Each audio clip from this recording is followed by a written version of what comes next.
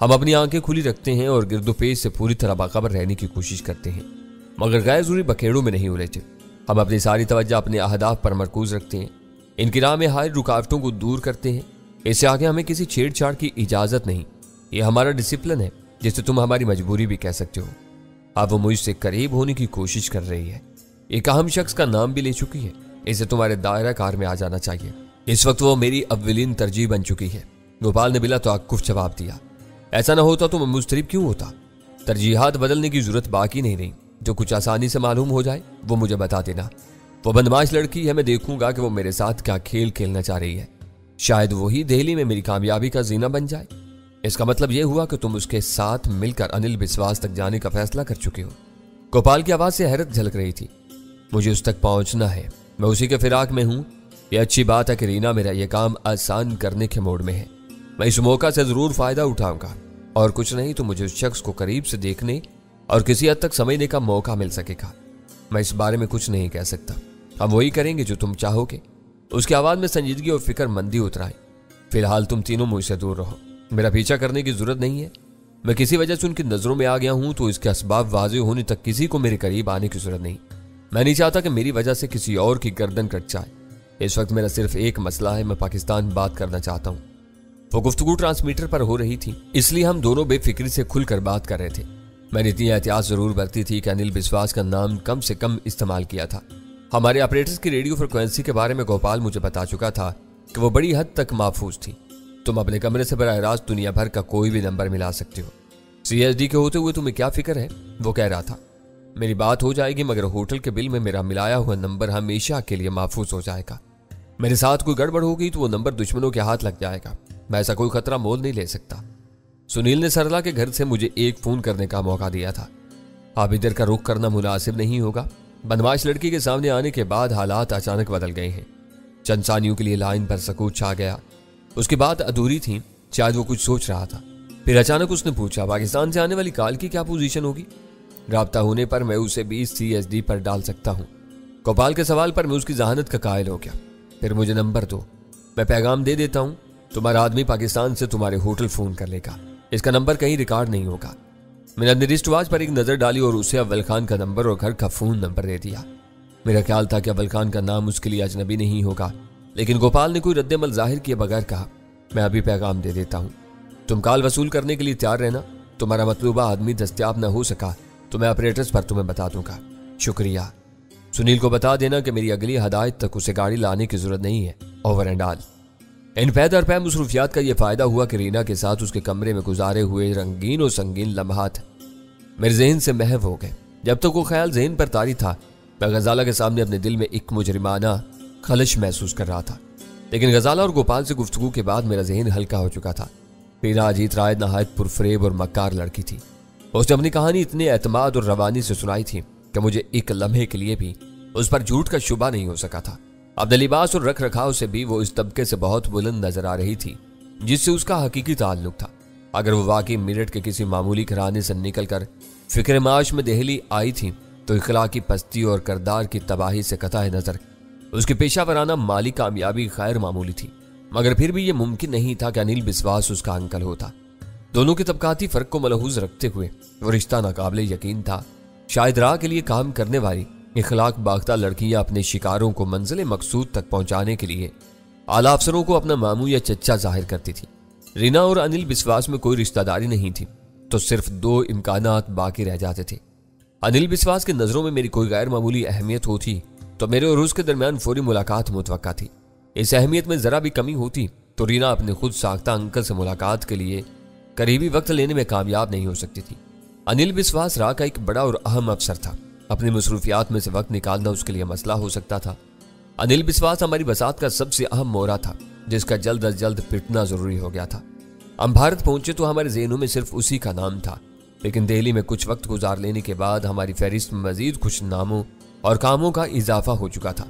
तरजीहात के एतबार से अनिल बिस्वास के बाद उसके खसूसी मातहत नरेश शर्मा का नाम आता था, जो दहशत गर्दी और उसकी मनसूबाबंदी में खासी महारत रखता था। दिल्ली में काम करने वाले IB के एजेंटों की मालूमात के मुताबिक वो इन दिनों ग्रीन कोबरा फाइल पर काम कर रहा था। दिल्ली में काम करने वाले IB के एजेंटों की मालूमात के मुताबिक वो इन दिनों ब्लू कोबरा फाइल पर काम कर रहा था। नरेश शर्मा को कैफे किरदार तक पहुंचाने के साथ वो असल फाइल या उसकी नकल हासिल करनी जरूरी थी। जॉन स्मिथ का नाम उसके बाद आता था। जनूब मशरकी एशिया में वो CIA के ऑपरेशंस का चीफ था। वो कराची में वीरा की धमकियों से खौफजदा होकर दिल्ली आया था और चांकिया नामी सफारती इलाके में होटल सम्राट में मुकीम था। उसे ठिकाने लगाना वीरा का देरीना ख्वाब था, लेकिन वो थोड़ी देर पहले मुझसे नाराज हो चुकी थी। उसके साथ मिलकर कोई भी काम करना हम तीनों के लिए मखदूश हो सकता था। राब्ते खत्म हो गए थे। वीरा बुखलाई हुई थी। मैं उसे पाकिस्तान वापसी के नाकाबिले कबूल मशवरे दे चुका था। आसार बता रहे थे कि जॉन स्मिथ को भी हमें देखना ही था। मैं इन ख्यालात में डूबा रहा। इस दौरान गजाला से तबादला ख्याल भी होता रहा। फिर फोन की घंटी ने हमें चौंका दिया। CSD ऑफ थी। मैंने रिसीवर उठाया तो होटल के ऑपरेटर ने मुझे बताया कि मेरे यानी मजहर खान के लिए बैरून मुल्क से कोई फोन कॉल थी। अव्वल खान की आवाज सुनते ही मैंने CSD ऑन कर दी। वो इसाले के इस्तेमाल का एक सादा सा तरीका था जो मुझे दिल्ली पहुंचने के बाद सूझा था। CSD की दो तरफा अफादियत से फैज़याब होते हुए मुझे खुशी हो रही थी कि ये वाकई एक बेमिसाल आला था, और अगर बद्रीनाथ उसे अपनी जान से ज्यादा अजीज रखता था तो वैसा करने में हक बजानिब था। ये बड़ी खुशी की बात है कि अब मैं भी तुम्हें फोन कर सकता हूँ, अव्वल खान ने मुबहम अल्फाज में कहा। शायद तुमने कोई पक्का बंदोबस्त कर लिया है। हाँ, डिवाइस ऑन है, मैंने उसे इतला दी। मुश्किल यह है कि अब शायद मैं कई दिनों तक तुमसे रब्ता न कर सकूं। तुम परसों शाम 7 बजे फोन कर लेना ताकि मैं तुम्हें ताज़ा तरीन हालात से बाखबर कर सकूं। ये उल्टी गंगा क्यों बह रही है? अव्वल खान की आवाज हैरत ज़्यादा सी थी। पहले हमारे फोन करने पर पाबंदी थी, अब तुम अपनी मजबूरी जाहिर कर रहे हो। हालात में कुछ तब्दीली रूनमा हुई है, ये उसी की पैदा की हुई मजबूरी है। डिवाइस ऑन है तो ऑपरेटर से कॉल तुम तक कैसे मुंतकिल होगी? लाइन ड्रॉप हो जानी चाहिए थी। अव्वल खान को वो नुक्ता सूझ गया। बहुत सीधी सी बात है जिसकी तरफ पहले ध्यान नहीं गया था। ये कहकर मैंने उसे स्विच के इस्तेमाल के बारे में बता दिया। इससे पहले कि मैं बातों में उलझ कर भूल जाऊं, तुमको एक जरूरी मसले से आगाह हो जाना चाहिए। उसके लहजे से जाहिर हो रहा था कि उसे यका या कोई भूली भिसरी बात याद आ गई थी जो उसके नजदीक बहुत आम थी। तुम कह डालो, मैं अपनी बात बाद में करूंगा, मैंने रवा रवी में जवाब दिया। मुझे इतला जरा देर से मिली है, लेकिन गनीमत है कि मिल गई। कल एक मुश्तबा आदमी तुम्हारे बारे में पूछगछ करता फिर रहा था। वो कौन था और क्या पूछगछ कर रहा था? मैंने उसकी बात काट कर पूछा। ऐसा मालूम हो रहा था जैसे तुम्हारी रहाइश के बारे में तस्दीक कर रहा हो। ये कोई चक्कर मालूम होता है? हम लोग यहाँ चले आए। जहांगीर की आमदोरफ्त से बचने के लिए सुल्तान शाह तुम्हारे पास आ गया है। हो सकता है कि घर पर ताला लगने की वजह से किसी पड़ोसी वगैरह को तशवीश हुई हो। तुम इस मामूली सी बात को इतनी अहमियत क्यों दे रहे हो? ये गुलशन वाले घर की बात नहीं है।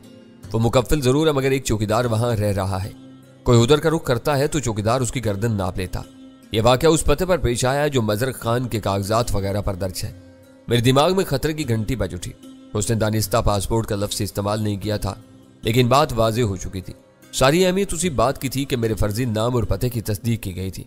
पाकिस्तान में हमारे सफरी कागजात अव्वल खान और जलाल के सिवा किसी के हाथों में नहीं गए थे।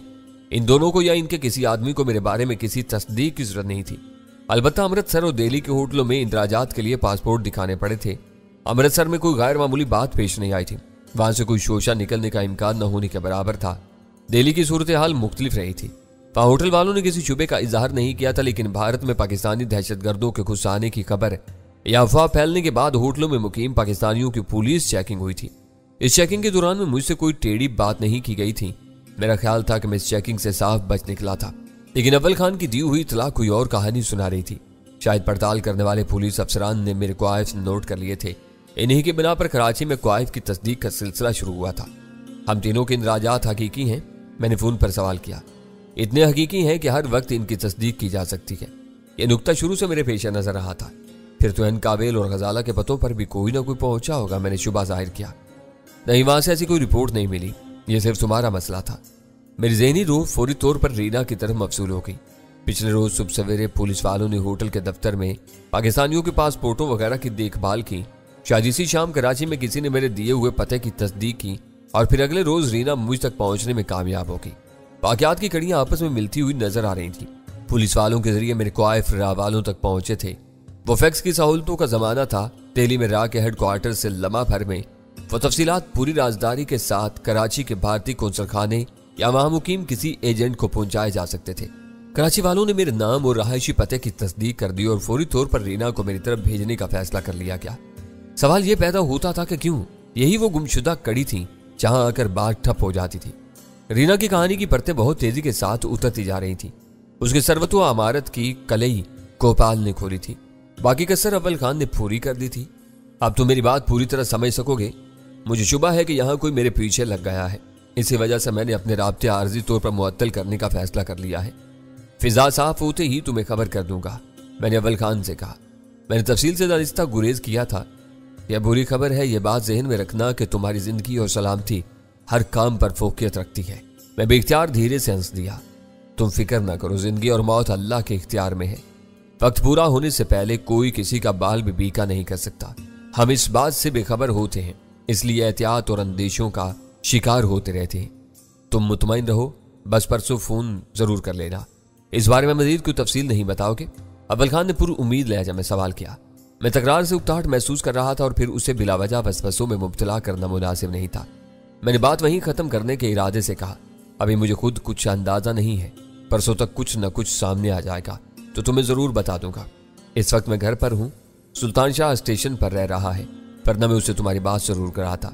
वो हर वक्त तुम तीनों को याद करता रहता है।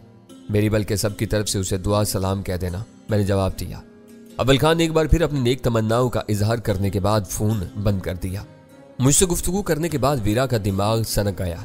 मैंने पूरे खलूस से उसे हर बात बताने और समझाने की कोशिश की थी, लेकिन उसके अड़ियल दिमाग में बस एक बात बैठी हुई थी कि मैं पाकिस्तान ही से उसे अपने साथ लाने का मुखालिफ था और भारतीय सरजमीन पर पहुंच जाने के बाद उसे वापस भेजने के बहाने तलाश करने में मसरूफ था। वीरा ने तहिया कर लिया कि भारत में अपनी अहमियत मनवाने के लिए वो अपने तौर पर कुछ न कुछ कर गुजरेगी। हमारा और उसका राब्ता रहा था, लेकिन उसे आईबी वालों के बारे में कुछ इल्म नहीं था कि उनसे कहां और कैसे राब्ता हो सकेगा। इस तरह अनिल बिस्वास उसके लिए सिर्फ एक नाम था जिस तक पहुंचना आसान नहीं था। टीना का नाम सिरे से उसको नहीं मालूम था, सिर्फ यह पता था कि कुछ खतरात सर उठा चुके थे। इस शाम उसने गुस्से के आलम में अपना कमरा मुकफ्फिल किया और मरीना होटल के बार में जा बैठी। वो हमेशा की तरह बिला नोश और बेतकल्लुफ थी। उस शाम उसने दिल खोल कर मैनोशी की ताकि गुस्से की झोंक से निकल सके। एक जवान और खूबरू सफेद फाम लड़की को इतनी बेतकल्लुफी से मैनोशी करते देखकर मर्दों का मुतवज्जा होना फितरी अमर था। कई मकामियों ने उसके साथ मिल बैठने की कोशिश की, लेकिन वीरा ने उन्हें जमने नहीं दिया। वो मुंह फट थी, उसने झड़क कर उन्हें अपनी मेज से भगा दिया। बाहर के रंगीन फिजा में अपना अकेलापन उसे भी खल रहा था। कोई माकूल साथी मिल जाता तो न सिर्फ उसके दिल की भड़ास निकलती रहती, बल्कि वो बिन बुलाए मेहमानों की आमदोरफ्त से भी बची रहती। साथी के इंतखाब के सिलसिले में यह बात उसके जहन में बैठी हुई थी कि कहीं वो किसी मुश्तबा आदमी के जाल में न फंस जाए। ऐसा जाल कोई मकामी ही डाल सकता था, इसलिए वो इनकी तरफ से भड़की हुई थी। इसी दौरान में दूर बैठे हुए एक अतालवी नौजवान ने मीठी मुस्कुराहट के साथ उसकी तरफ देखा तो वीरा की आंखें चमक उठी। दिल्ली जैसे शहर में वो शाइस्ता गैर मुल्की किसी बकेड़े में मुलव्विस नहीं हो सकता था। वीरा ने जवाबी मुस्कुराहट से उसकी हौसला अफजाई की और वो अपना बैग संभाले वीरा की मेज पर आ गया। वो मिलान यूनिवर्सिटी का एक तालिब इल्म था। तारीख और कदीम तहजीबों के हवाले से उसे मशरक से दिलचस्पी थी। वो अपनी छुट्टियां भारत, नेपाल और बर्मा में गुजारने के इरादे से अकेला सियाहत पर निकला हुआ था। सिनफे मुखालिफ उसकी बुनियादी जरूरत थी। वीरा ने उसे अपनी कौमियत के बारे में कुछ नहीं बताया था। तुम तहजीब की तलाश में यहाँ आए हो, मुझे तो शहर में बद तहजीबी के सिवा कुछ नजर नहीं आया। तारुफ और रस्मी कलमात के तबादले के बाद वीरा ने बुरा सा मुंह बनाकर उसे कहा, मैं तुम्हें काफी देर से बार के काउंटर पर बैठा हुआ देख रही थी। तुमने कई बार मेरा जायजा लिया, लेकिन जबरदस्ती मुतारफ होने की कोशिश नहीं की। वो रवानी से अतालवी जुबान बोल रही थी। वो बेख्तियार हंस पड़ा। ओह, तो तुम कन्नखियों से ये सब देख रही थी। मेरा ख्याल था कि तुम गिरदोपेश से बेखबर हो। वहां अतालवी मर्दों की तरह औरतों का खुशामदी और शेखी खोरा नहीं था। उसने जो कुछ कहा बहुत शाइस्तगी से कहा। उसे खुशी हुई थी कि वीरा उसकी मादरी जुबान जानती थी, मगर इस दौरान में कई मकामी जबरदस्ती मेरे सर पर मुसल्लत होने की कोशिश कर चुके हैं। ये इतने ढीठ हैं कि तंज को भी हंस कर पी जाते हैं। मुझे दो ठोक अल्फाज में इन्हें अपनी मेज से फौरन उठ जाने के लिए कहना पड़ा। ज्यादा दिन यहाँ रुके तो तुम भी इनके रंग में रंग जाओगे। मैं ज्यादा दिन नहीं रुकूंगा, मुझे दूसरे शहरों और मुल्कों की सियाहत भी करनी है। बस यहाँ किसी काम में इतनी उजरत मिल जाए कि आगे का खर्च पूरा हो सके तो मैं आगे चल दूंगा। शहरों में काम मिलता है, असल जिंदगी देहात और कस्बों में देखने को मिलती है, जहाँ पुरानी रवायात आज भी जिंदा है। वीरा को रॉबर्ट टू नामी उस नौजवान में खासी दिलचस्पी महसूस होने लगी। उसने पूछा, तुम उजरत पर किस किस्म के काम करते हो? कोई भी। उसने लम्हा भर सोचने के बाद जवाब दिया, यहाँ जो काम मिल जाए। मिलान में भी मैं इसी तरह अपने सारे अखराजात पूरे करता हूँ। दरअसल जरूरतमंद को काम में इंतखाब का कोई हक नहीं होता। ये काम देने वाले की मर्जी पर मुनहसर होता है कि वो क्या चाहता है। रॉबर्ट टू का गिलास खाली होने वाला था। वीरा ने करीब से गुजरते वेटर को रोक कर मजीद अस्काच का ऑर्डर दिया, क्योंकि वो मेज पर रखा हुआ क्वार्टर खाली कर चुकी थी। वीरा उसकी आंखों में झांकते हुए कोनियों के सहारे मेज पर आगे झुक गई। तुमने कभी कोई जुर्म भी किया है? उसने सरगोशी में पूछा। छोटे मोटे जराइम हर एक से सरजद होते रहते हैं, मेरा दामन भी इनसे साफ नहीं है, अल्बर्टो ने जवाब दिया। एक छोटे से जुर्म के बारे में क्या ख्याल है? वीरा धीरे धीरे पेशकदमी कर रही थी। अल्बर्टो की आंखों में दिलचस्पी की झलक देखते ही उसने इजाफा किया, तुमको इसके लिए माकूल मुआवजा मिल सकता है। एक एडवेंचर समझकर इसे कबूल किया जा सकता है। 1500 अमेरिकी डॉलर की रकम ज्यादा नहीं होती, लेकिन मकामी करेंसी में यह हजारों रुपए कौन देगा? तुम अतालवी हो, ऐसी बात न करो। यही रकम तुम्हारी करेंसी में तब्दील की जाए तो लाखों लीरा तक पहुंच जाएगी। वो फिर हंस पड़ा। यह मैंने सोचा ही नहीं था। ये मुल्क बहुत सस्ते हैं, मेरी जरूरत बहुत महदूद सी है। यह एडवेंचर किस किस्म का होगा?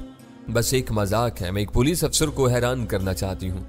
ओह एन, तुम्हें इतना घुमा फिरा कर बात करने की क्या जरूरत थी? सीधी तरह कहो कि किसी हल्के से मुजरमाना मजाक में मुझे तुम्हारा साथ देना है। तो अपना दाहिना हाथ झटक कर बेफिक्री से बोला, इसकी उजरत में तो बस तुम्हारी रफाकत ही काफी होगी। सच पूछो तो मेरे लिए तुमसे होने वाली मुलाकात ही एडवेंचर है। तुम खुले ज़हन की अमरीकी लड़की मालूम होती हो, मुझे खुले दिल के रास्तगो लोग बहुत पसंद है। अल्बर्टो ने पुलिस अफसर के जिक्र को कोई अहमियत नहीं दी थी। वीरा ने उसे यह बताना जरूरी नहीं समझा कि वह पाकिस्तानी पासपोर्ट पर भारत आई थी। उसके ज़हन में लावा पक रहा था। वो अपना मकसद हासिल करने के लिए बहुत बेरहमी से अल्बर्टो को अपना आलाकार बनाने की कोशिश कर रही थी और उसे अपनी कोशिश में कामयाबी हासिल होती नजर आ रही थी। मैं इसी होटल में ठहरी हुई हूँ, तुम किस कमरे में मुकीम हो? वीरा ने उससे पूछा। मैं यहाँ किसी गाहक या आसामी की तलाश में आया था जिससे मुझे काम मिल सके, उसने नदामत से कहा। यह मेरी किस्मत है कि तुमसे मुलाकात हो गई। मैं यहाँ एक पैग से ज्यादा नहीं खरीद सकता। तो मेरी हौसला अफजाई ना करती तो इसी पैग से होंठ तर करते करते मैं 2-3 घंटे यहाँ गुजार लेता। मेरा तजर्बा है कि बड़े होटलों में ऐसे फराख दिल लोग मिल जाते हैं जो किसी मामूली काम के लिए ज्यादा उजरत देने में कंजूसी नहीं करते। मैं थोड़ी दूर एक सस्ते होटल में ठहरा हुआ हूँ। वीरा के ज़हन में ख्याल आया कि अल्बर्टो से पूछे कि वो किस किस्म का काम मिलने की तवक्का कर रहा था। पास सब शराबी थे जो तफरी और मैनोशी के जरिए अपनी शाम को रंगीन बनाने के लिए आए हुए थे, लेकिन उसने अपना इरादा मुलतवी कर दिया। उसे अल्बर्टो अपनी राह पर आता नजर आ रहा था। वो ज्यादा कुरेद कर उसे बिदखाना नहीं चाहती थी। उसने अपने होठों पर दिलफ्रेब मुस्कुराहट के साथ कहा, तो फिर मैं समझ लूं कि तुम मेरा साथ देने पर आमादा हो दिलो जान से। उसने बायां हाथ सीने पर रखकर फिदवियाना अंदाज में कहा। छोटे होटलों में चेकआउट का कोई वक्त मुकर्रर नहीं होता, वो रात के हिसाब से किराया लेते हैं। तुम्हारे कमरे में जरा सी गुंजाइश हो तो मैं होटल से अपना सफरी थैला उठा लूं। ये मेरी छोटी सी बचत होगी। ये मेरा वादा है कि मैं तुम्हारी इजाजत या रजामंदी के बगैर तुम्हें हाथ भी नहीं लगाऊंगा। ऐसे मामलात में वीरा हमेशा से मुहिम जोई की आदी रही थी। उसने अल्बर्टो की इस्तदा कबूल कर ली। थैला ले आओ, वापसी में कितनी देर लगेगी? अल्बर्टो का चेहरा खिल उठा। पहले वो एक पैग पर मरीना होटल के बार में कई घंटे गुजारने का इरादा किए बैठा था। इसने वीरा का तैयार किया, वो दूसरा पैग उठाया और 2 घूंटों में अपने हल्क में उंडेलते हुए उठ खड़ा हुआ। बस जरा सी देर में आता हूँ, मेरा होटल पहाड़गंज के सस्ते इलाके में है। इस वक्त ले देकर इंस्पेक्टर डेविड ही वीरा की नजरों में था। उसे अल्बर्टो की सूरत में एक मददगार मुयस्सर आ चुका था। उसने फुर्सत के लम्हात को गनीमत जानते हुए अपने ज़हन में अगले दिन का नक्शा जमाने की कोशिश शुरू कर दी। इससे पहले उसके ज़हन में कोई प्रोग्राम नहीं था।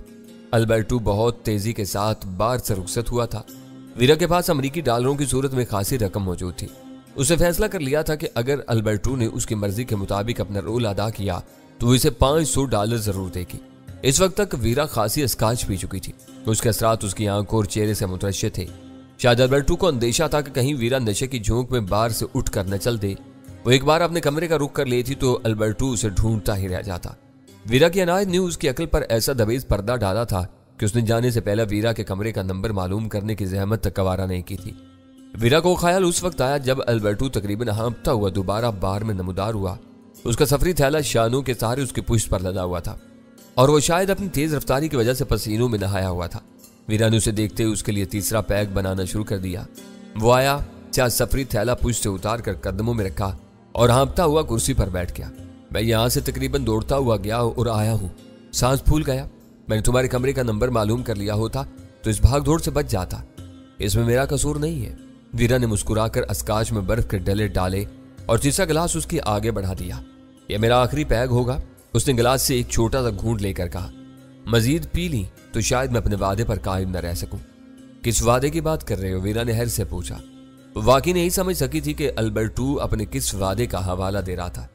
एक कमरे में होने के बावजूद मुझे तुमसे दूर रहना है, इसके लिए तुम्हारी रजामंदी जरूरी होगी। दिमाग पर नशे के असरात हूं तो वह जज्बात से मगलूब होकर सरकशी पर उतर आता है। मैं ऐसे कमजोर लम्हात से डर रहा हूं।